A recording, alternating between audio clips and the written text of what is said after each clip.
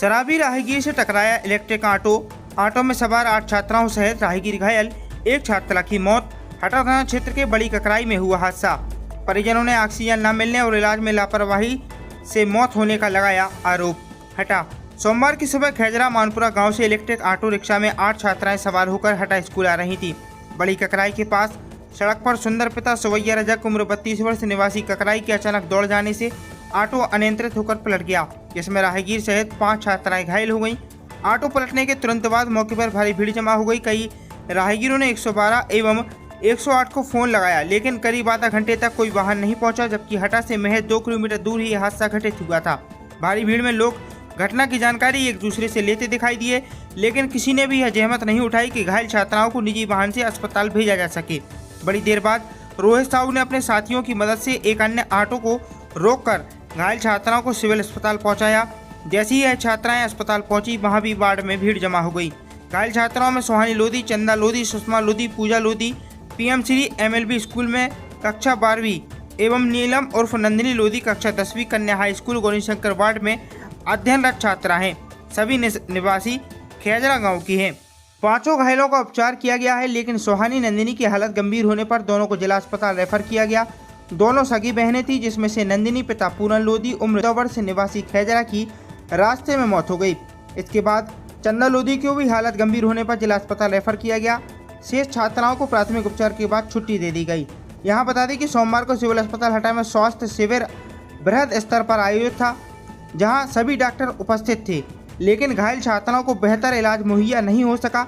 जिन छात्राओं को जिला अस्पताल रेफर किया गया, उन्हें ऑक्सीजन तक की सुविधा नहीं मिली, जिस कारण एक छात्रा ने रास्ते में ही दम तोड़ दिया।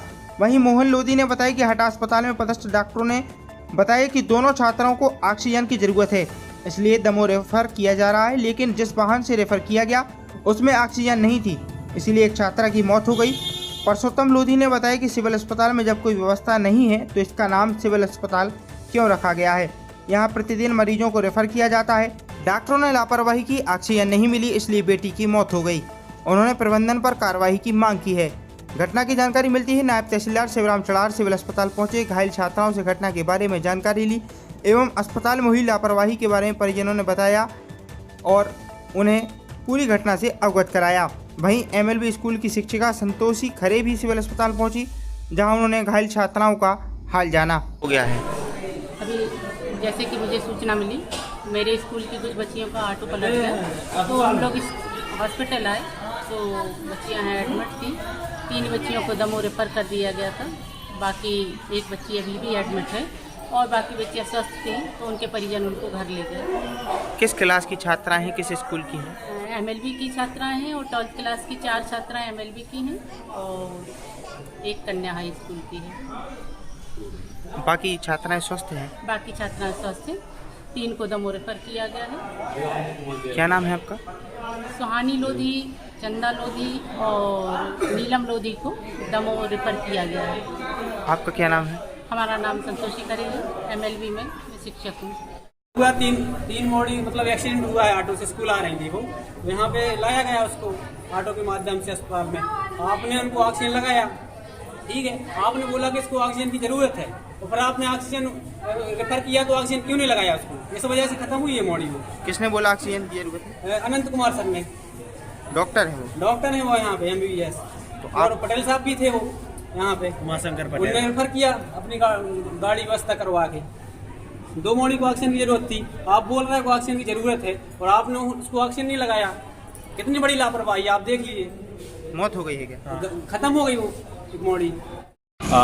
भैया हमारे यहाँ की गांव की जो बच्चियाँ थीं, 4-5 बच्ची रहीं जो एक इलेक्ट्रिकल वाहन से जा रही थी, जिसका एक्सीडेंट हो गया, जिस कारण उन्हें हटा अस्पताल सिविल अस्पताल में एडमिट कराया गया, जबकि उनमें से 3 बच्चियों को दमोह रेफर कर दिया गया।